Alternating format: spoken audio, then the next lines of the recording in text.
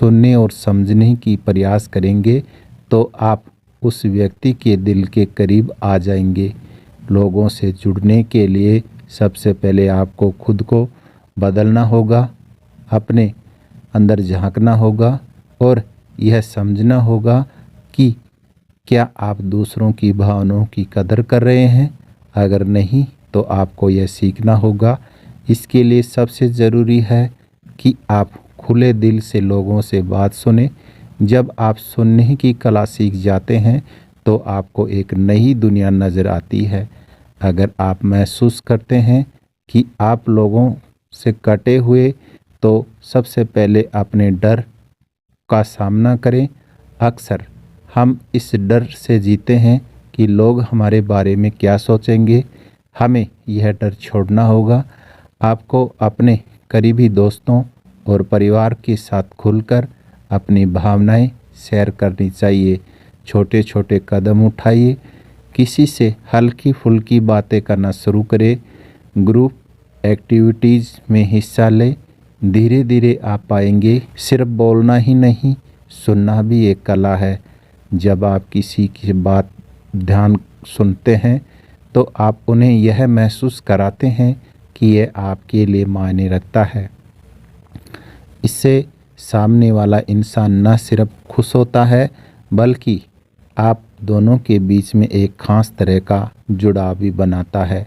David Brooks की कहानी इस बात का बेहतरीन उदाहरण है। एक समय था जब डेविड सिर्फ खुद सिमटे रहते थे। उन्हें लोगों से मिलना जुलना पसंद नहीं था, लेकिन जैसे जैसे उन्होंने अपनी ज़िंदगी में रिश्तों का महत्व समझा, उन्हें खुद को बदलना, उन्होंने सीखा कि लोगों से कैसा जुड़ना है, उन्हें कैसा महसूस कराना है कि यह खास है। आज डेविड न सिर्फ एक अच्छे लेखक हैं बल्कि एक बेहतर इंसान भी है। उन्होंने अपनी ज़िंदगी में एक बड़ा बदलाव किया और यह बदलाव उनके जीवन को खुशियों से भर दिया। अब सवाल यह है कि आप क्या करेंगे? क्या आप अपनी ज़िंदगी में यह बदलाव लाना चाहेंगे? क्या आप दूसरों को समझने और उनके साथ एक मीनिंगफुल कनेक्शन बनाने की कोशिश करेंगे? ये आसान नहीं है लेकिन असंभव भी नहीं है। आपको बस एक कदम उठाने की ज़रूरत है।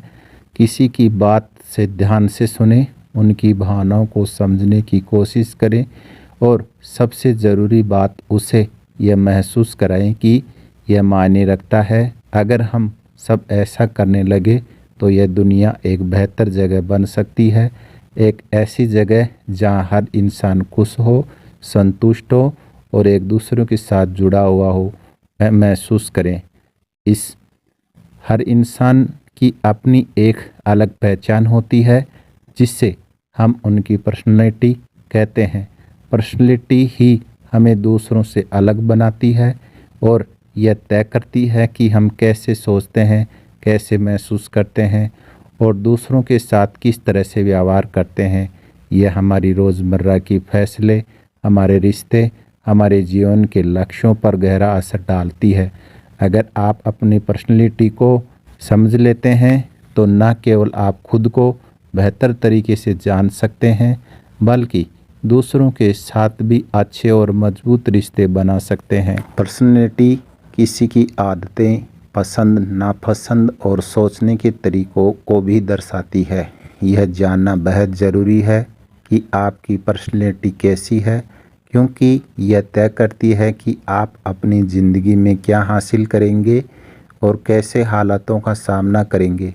जब आप किसी को पर्सनैलिटी को समझ लेते हैं तो आपको यह पता चल सकता है कि यह इंसान किन बातों से खुश होगा, किस तरह से चीज़ों से परेशान करेगी और यह अलग अलग परिस्थितियों में कैसा रिएक्ट करेगा।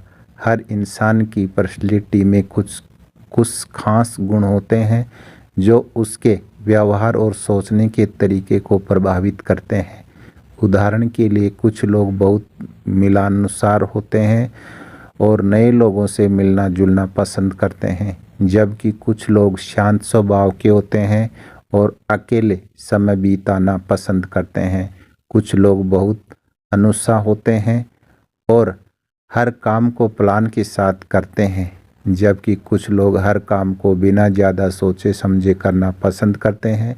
अगर आप अपनी पर्सनैलिटी को समझने लगे तो आप अपनी कमज़ोरियों को दूर कर सकते हैं और अपनी खूबियों को और भी बेहतर बना सकते हैं।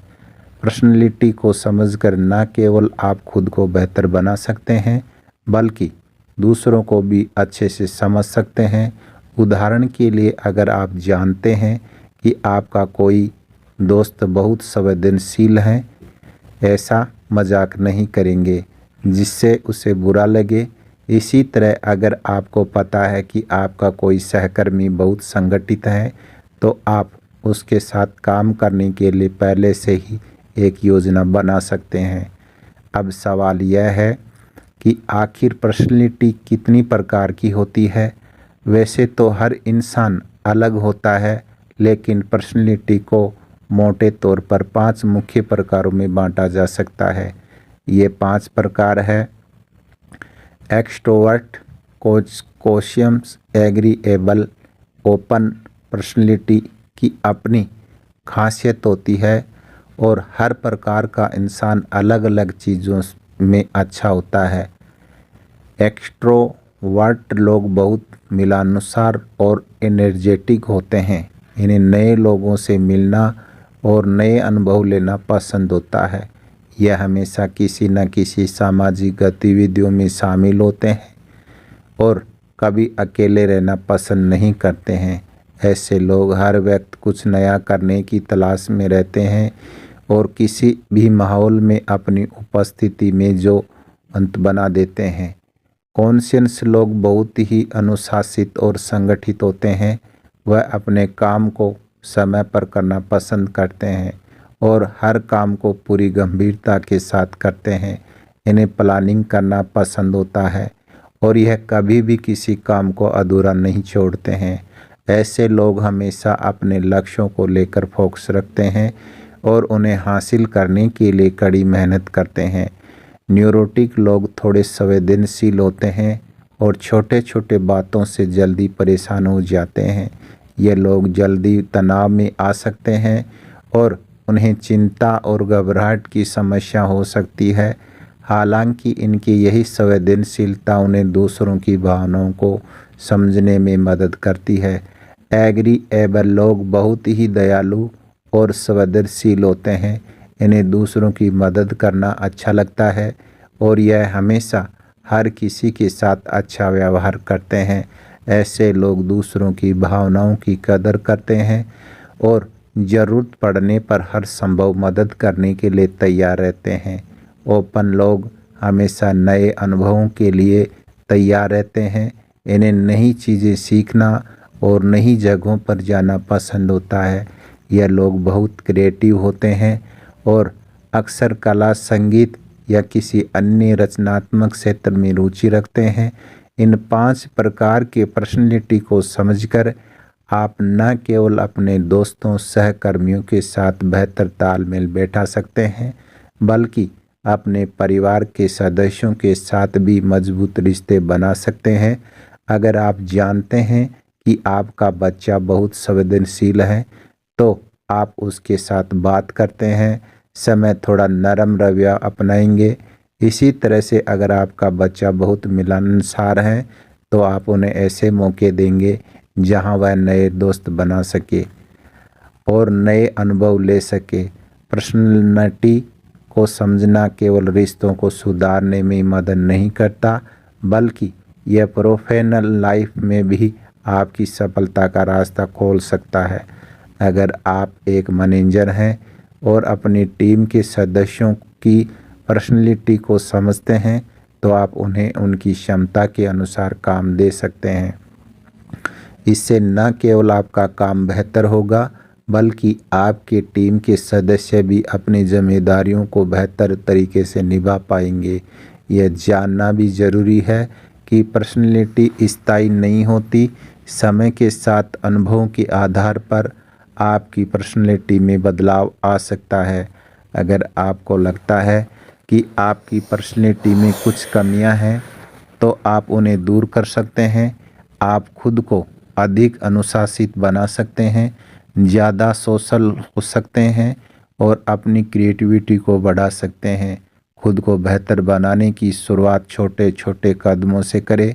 रोज़मर्रा के जीवन में छोटे छोटे बदलाव लाकर आप अपनी पर्सनैलिटी को और भी बेहतर बना सकते हैं। हमेशा नए अनुभवों के लिए तैयार रहें, दूसरों की मदद करने की आदत डालें और खुद को हर दिन पहले से बेहतर बनाने की कोशिश करें। अगर आप ऐसा करते हैं तो आप न केवल अपनी ज़िंदगी को बेहतर बनाएंगे बल्कि दूसरों की ज़िंदगी में भी खुशियों का रंग उभारेंगे। दूसरों को समझना शायद दुनिया का सबसे मुश्किल काम है। यह सिर्फ उनकी बात सुनने का मामला नहीं बल्कि उनके दिल और दिमाग को गहराई से महसूस करने का सवाल है। अक्सर हमें लगता है कि हम किसी को अच्छी तरह जानते हैं, लेकिन असल में हमारे अंदर कई ऐसे रुकावटें होती हैं जो हमें ऐसा कराने से रोकती है। यह रुकावटें हमें दूसरों से दूर कर देती है और हमारे रिश्तों में गलतफहमियां और परेशानियां पैदा कर देती है। हमारे सोचने और दूसरों के साथ बात करने के तरीके में कई आदतें होती हैं जो हमें खुलकर बोलने में रोकती है। इन्हें हम मानसिक रुकावटों कह सकते हैं। ये आदतें हमारे अनुभव और सोचने के ढंग से आती है। शुरुआत में ये आदतें हमें मुश्किल हालात से निपटने में मदद करती है, लेकिन धीरे धीरे यह हमारे रिश्तों को ख़राब करने लगती है। पहला, जब हम अपनी बातों और राय पर इतना ध्यान देने लगते हैं कि दूसरों की बात सुनने का व्यक्ति नहीं बचता। ऐसे लोग हमेशा इस बात का फिक्र रखते हैं कि लोग उनके बारे में क्या सोच रहे हैं। इस वजह से वे खुद को सही साबित करने में ही लगे रहते हैं। दूसरा, कई बार हमें लगता है कि हमारा नज़रिया ही सही है और दूसरों को भी वैसे ही सोचना चाहिए। इस सोच के कारण हम दूसरों की राय को नज़रअंदाज कर देते हैं। तीसरा, जब हम अपने विचारों को इतना खास समझने लगते हैं, हमें लगता है कि बाकी लोग हमारी तरफ सोचने और समझने लायक नहीं है। चौथा, जब हम किसी को उसके काम या व्यवहार में आंक तो हम उसकी असल इंसानियत को देख ही नहीं पाते हैं। पांचवा, कई बार हम लोगों के बारे में अपने पुराने ख्यालों को बदलना नहीं चाहते हैं, जबकि समय के साथ लोग बदलते हैं। इन रुकावट से बाहर निकलने का तरीका है हम दूसरों के दिल को समझने की कोशिश करें। इसका मतलब है कि किसी की बात को ध्यान से सुनना और यह समझना कि यह ऐसा क्यों कह रहा है। हर इंसान की अपनी अलग अलग कहानी होती है। जब आप किसी से बात करें तो उनकी बात करें, सिर्फ सुने नहीं बल्कि महसूस करें। यह समझें कि उनकी सोच और भावनाओं के पीछे क्या वजह है। यह आपके रिश्तों और मजबूत बना सकती है। इस बात को समझने के लिए विवियन गिनिंग की कहानी को देखा जा सकता है। उनकी आत्मकथा पियर्स अचेटमेंट उनके और उनकी मां के बीच के रिश्तों की रोशनी डालती है। विवियन के पिता की मौत के बाद उनकी मां बेस गहरी दुख में डूब गई। इस दुख में उन्हें इतना जकड़ लिया कि वह अपने बेटी की भावनाओं को समझ ही नहीं पाई। उन्होंने अपनी सारी भावनाएं अपनी बेटी की थोप दी, जिससे विवियन की घुटन होने लगी। यह घुटन उनके रिश्तों में एक बड़ी दूरी बन गई। बेस अपनी गम में इतनी उलझी हुई थी कि उन्हें यह देखा ही नहीं कि उनकी बेटी पर इसका क्या असर हो रहा है। वही विवियन अपनी मां की आज़ाद होने की कोशिश में उनकी तकलीफ़ों को देख ही नहीं पा रही थी। इस वजह से दोनों के बीच बातों करना लगभग नामुमकिन हो गया। इस कहानी में यह सीख मिलती है कि किसी को समझने के लिए सिर्फ पास होना काफ़ी नहीं, समझने के लिए आपको अपनी सोच को बदलना होगा और दूसरों की भावनाओं और बातों को महसूस करना होगा। अगर आप अपने रिश्तों में मुश्किलों को महसूस कर रहे हैं तो इसका मतलब है कि आपको दूसरों को समझने की अपनी आदत को सुधारने की ज़रूरत है। दूसरों को सुनने और उनकी नज़रियों को अपनाने की कोशिश करें। दूसरों को समझना आसान नहीं है, लेकिन यह नामुमकिन भी नहीं है। इसके लिए आपको हर दिन थोड़ा थोड़ा कोशिश करनी होगी। जब आप समझ लेंगे कि हर इंसान की अपनी एक अलग दुनिया है, तो आपके रिश्ते बेहतर होने लगेंगे। दूसरों को समझने का मतलब सिर्फ उनकी बातें सुनना नहीं, बल्कि उनकी खुशियों और दुखों का अपना बनाना है। यही समझदारी और इंसानियत की असली पहचान है। ज़िंदगी एक लंबी यात्रा है, जिसमें हर कदम पर नए मोड़, नई चुनौतियाँ और नई सीख मिलती है। यह सफ़र बचपन से शुरू होकर बुढ़ापे तक चलता है और हर पड़ाव में हमें बदलता है, सिखाता है और आगे बढ़ाने का हौसला देता है। ज़िंदगी को समझने के लिए हमें इसके हर हिस्से पर ध्यान देना होता है। आइए इस सफ़र को करीब से देखते हैं। जब हम ज़िंदगी की शुरुआत करते हैं, यानी बचपन में होते हैं, तो हमारी दुनिया बहुत छोटी होती है। इस छोटी सी दुनिया में सिर्फ हमारे माता पिता, यह लोग होते हैं जो हमारा ख्याल रखते हैं। उनका चेहरा, उनकी आवाज़ और उनका प्यार ही हमारे सबसे बड़ी ज़रूरत होती है। बचपन का यह समय मासूमियत से भरा होता है। बच्चा हर चीज़ को देखकर हैरान होता है और हर नई चीज़ को समझने की कोशिश करता है। धीरे धीरे जैसे जैसे हम बड़े होते हैं, हमारी समझ बढ़ती है। 2 साल की उम्र तक पहुँचते पहुँचते बच्चा ना कहना सीख जाता है। यह उनकी आज़ादी का पहला संकेत है।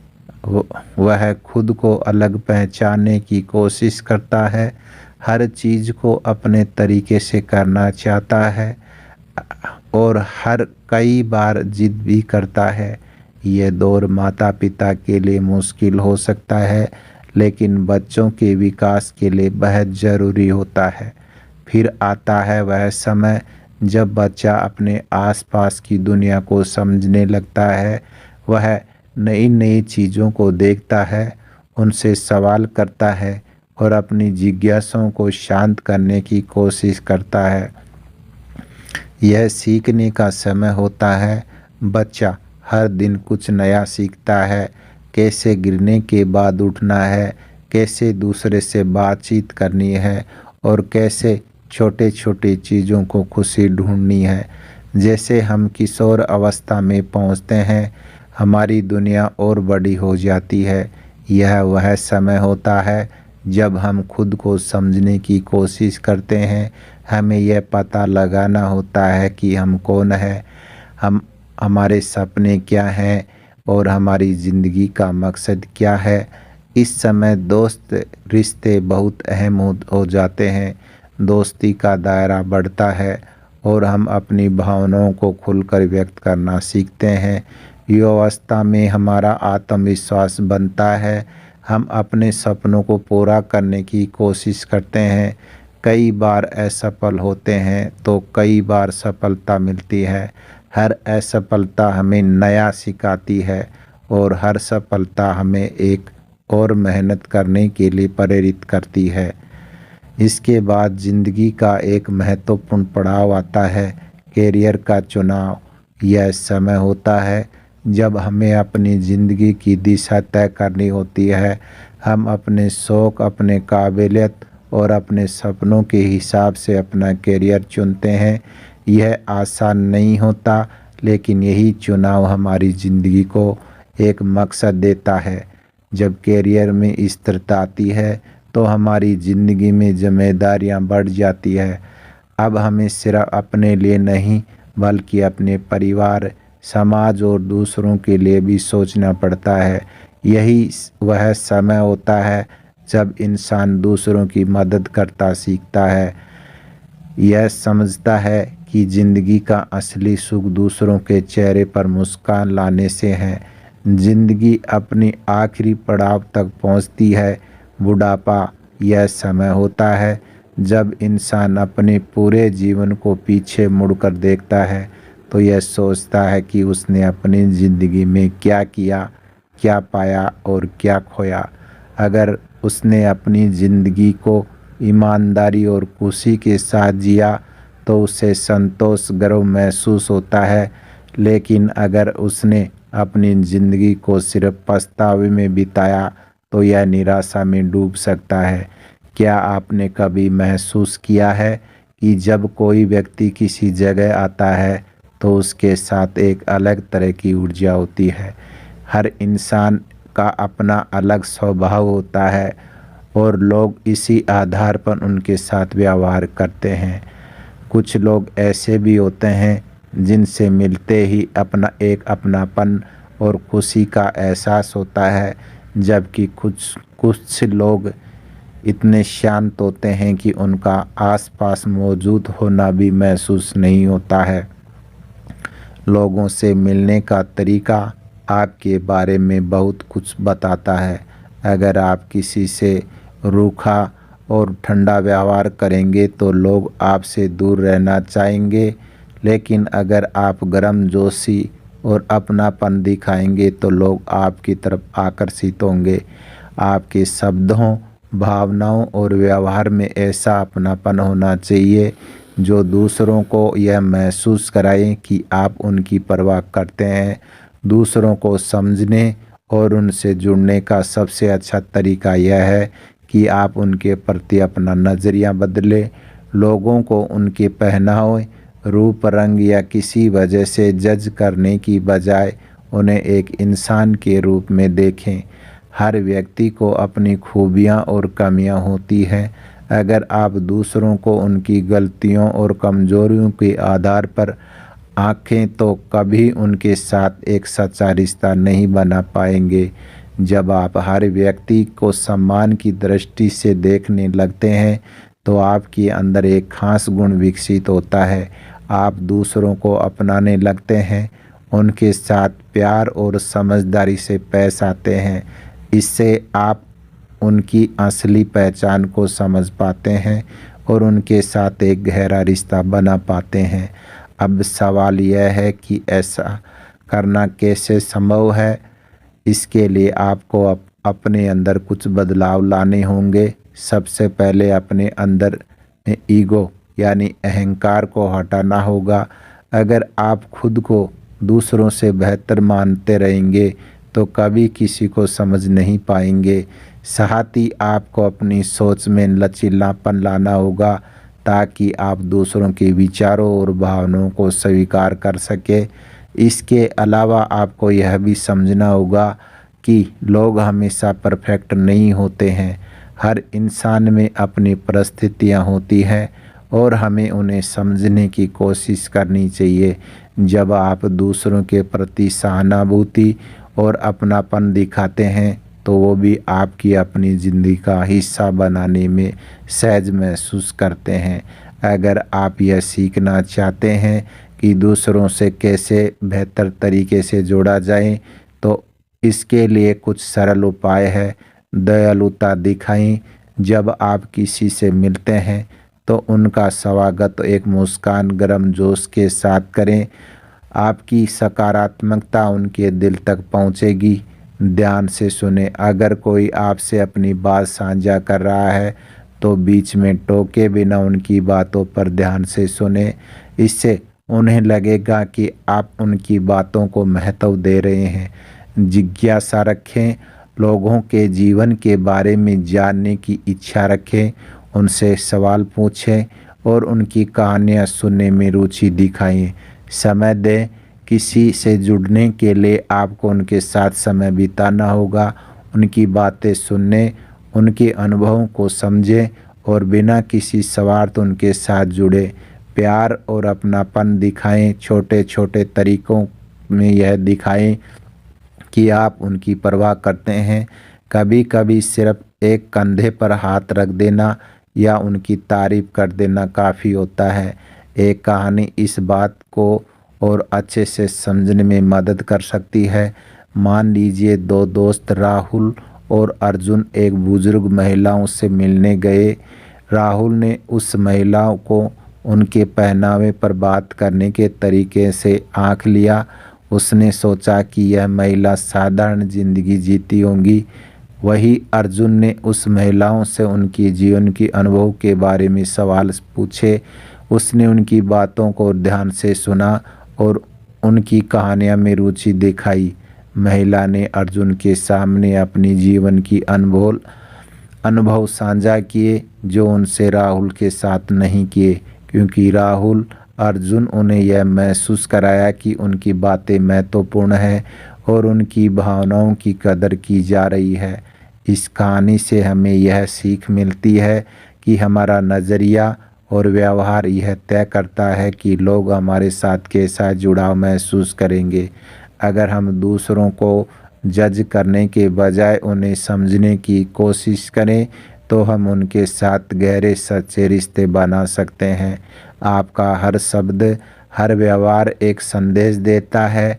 यह आप पर निर्भर करता है कि आप कौन सा संदेश देना चाहते हैं, एक अपनापन और गर्म जो, या फिर दूरी या बेरुखी का। इस ध्यान दें कि आप पाएंगे कि लोग न सिर्फ आपसे जुड़ना चाहेंगे बल्कि आपकी उपस्थिति में खुद को सहज महसूस करेंगे।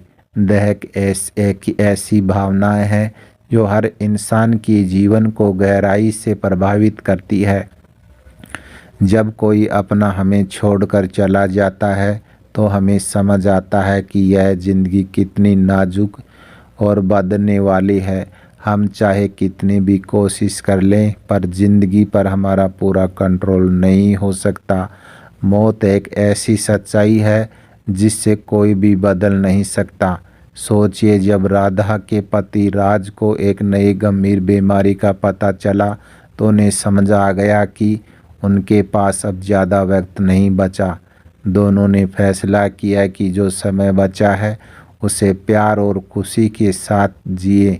हर दिन खास बनते, पुराने पलों पर याद करते और ज़िंदगी को खुलकर जीने की कोशिश करते। उन्होंने छोटी छोटी बातों में खुशी ढूंढी क्योंकि उन्हें पता था कि वक्त काम की राज की मौत के बाद राधा बहुत अकेलापन महसूस हुआ। वह छोटी छोटी बातों पर भावुक हो जाती थी। उनका यह अनुभव दिखता है कि दुख इंसान को सोचने और जीने के तरीक़ों को पूरी तरह बदल सकता है, लेकिन दुख से बाहर निकलने के तरीके भी जो हमें फिर से ज़िंदगी जीने का हौसला देते हैं। दुख से निपटने का पहला कदम है इसका सामना करना। इसे नकारने या छुपाने के बजाय इसे अपने राधा ने अपनी पति की बीमारी और उनके जाने के सच को स्वीकार किया। उसने अपनी भावनाओं को दबाने के बजाय उन्हें महसूस किया। यही अपनापन उन्हें धीरे धीरे आगे बढ़ने में मदद करता रहा। दूसरा तरीका है अपनी सोच और ज़िंदगी को नए नज़रिए से देखना। जब हम किसी मुश्किल दौर से गुजरते हैं तो हमारा देखने का तरीका बदल सकता है। जैसे कुछ लोग किसी हादसे के बाद समझ पाते हैं कि ज़िंदगी में परिवार और दोस्त के साथ समय बिताना कितना ज़रूरी है। ऐसे अनुभव हमें यह सिखाते हैं कि असली खुशी छोटी छोटी बातों में छिपी होती है। तीसरा कदम है कि अपनों से सहारा लेना। दुख को अकेला झेलना बहुत मुश्किल होता है। अपने दोस्तों और परिवारों से बात करें। जब आप अपनी भावनाओं को किसी के साथ बांटते हैं तो आपका दिल हल्का हो जाता है। ऐसे लोग जो हमेशा आपकी मदद के लिए तैयार रहते हैं आपकी मुश्किल घड़ी में सबसे बड़ा सहारा बन सकते हैं। एक और अच्छा तरीका है अपनी भावनाओं को लिखना। जब आप अपने दिल की बात लिखते हैं तो आपका मन शांत होता है और आप खुद को बेहतर समझ पाते हैं। यह तरीका आपको अपनी भावनाओं को बाहर निकालने का मौका देता है। जैसे मान लीजिए कि कोई व्यक्ति जिसने अपने किसी करीबी को खो दिया, वह अपनी भावनाओं को डायरी में लिखता है। यह लिखता है कि उसने अपने उस प्रियजन के साथ कैसे कैसे पल बिताए। जब यह लिखता है तो उसे एहसास होता है कि उन पलों की यादें अभी उनकी ज़िंदगी का हिस्सा है। यह लिखने का तरीका है, उसने अपने देह को समझने और उससे बाहर आने में मदद करता है। दुख हमें तोड़ने के लिए नहीं आता, बल्कि हमें मजबूत बनाने का काम करता है। जब हम अपने दर्द को महसूस करते हैं, उसे लिखते हैं और अपनों के साथ बांटते हैं, तो हमें महसूस होता है कि ज़िंदगी में हर अनुभव हमें कुछ ना कुछ सिखाने के लिए आता है। इसलिए अपने देह को समझें, उनसे सीखें और इसे एक नई शुरुआत का नज़रिया बनाएं। यह तरीका न केवल आपके दर्द को हल्का करेगा, बल्कि आपको एक बेहतर समझदार इंसान बनाने में भी मदद करेगा। डिप्रेशन सिर्फ एक साधारण उदासी नहीं है, यह एक कमज़ोर मानसिक स्थिति है जो धीरे धीरे इंसान की ज़िंदगी को अंधेरे में ले जाती है। इसे समझना उन लोगों के लिए बहुत कठिन है जिन्होंने उसे खुद अनुभव नहीं किया।